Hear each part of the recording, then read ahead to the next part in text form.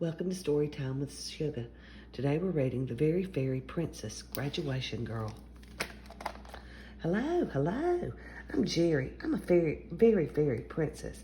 Not everyone believes me, and I try not to brag about it too much, but my wings and crown do give me away a bit. Fairy princesses are very enthusiastic. We love being creative and hobnobbing with new friends, and we're at our best on special occasions. It's the perfect way to share our sparkle with the world.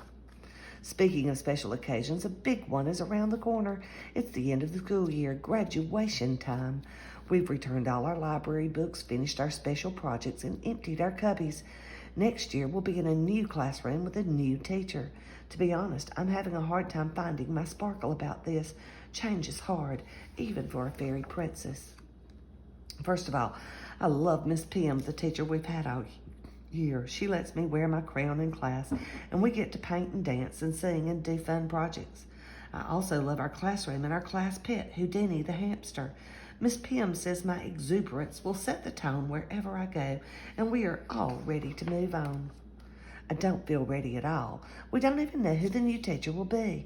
Miss Pym says she's sure it will be someone very nice. How could she be so sure? What if it's a grumpy witch with a wart on her nose? What if there's no class pet? Worst of all, what if I'm not allowed to bring my wings and crown to class? Fairy princesses are team players, but it's important to be ready for curveballs. Mommy says she's sure everything will be just fine, and besides, all my friends are moving up as well. Daddy says my sparkle will brighten any classroom. My brother Stuart says I'd be a princess even if I wore a paper bag on my head. This does not help. On the last day of school, things get even worse. All our artwork comes down off the walls, even my life-size portrait of Miss Pym. We say goodbye to Houdini, who is going to a farm for summer vacation.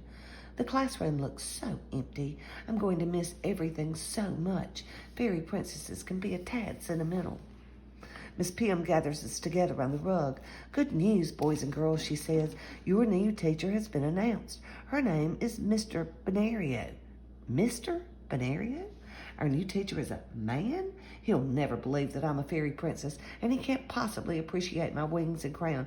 This is going to be the most unsparkly year in school history. The next morning, I am so upset I can hardly eat breakfast. Daddy makes his special pancakes, but I only have 3. Even a fairy princess can lose her appetite when she's stressed. Mommy tells me I have the whole summer to get used to the idea of a new teacher. I say, well, I don't want him calling me Geraldine. Stuart says, oh, please. When I get to school, there is another problem. We have to wear a funny hat with a tassel and a blue robe for graduation. I can go without my wings for the ceremony, but I can't possibly give up my crown. A fairy princess without a crown is like a cone without ice cream. Miss Pym understands. She pins my crown on top of my hat. Congratulations, my fairy princess graduate, she says. Keep that sparkle bright. The hat feels wobbly, so I walk with my head very straight. Fairy princesses have perfect posture, so it's easy to adjust.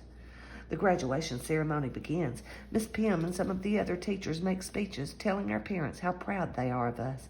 Mr. Higginbotham leads us all in a song. Then our names are called, and one by one we walk through the graduation arch. Everyone applauds, and we throw our hats in the air. Whee! Oh no, my crown. It flies off my hat and sails over the audience. A hand reaches up to snatch it. Whose hand can it be? Will I ever get my crown back? Graduation is ruined. After the ceremony, there's a party with cupcakes and punch, but I'm too upset to celebrate. I'm putting my wings back on when a voice says, I think this belongs to you. A man with curly hair and twinkly eyes is holding my crown. He has orange sneakers and polka-dotted socks.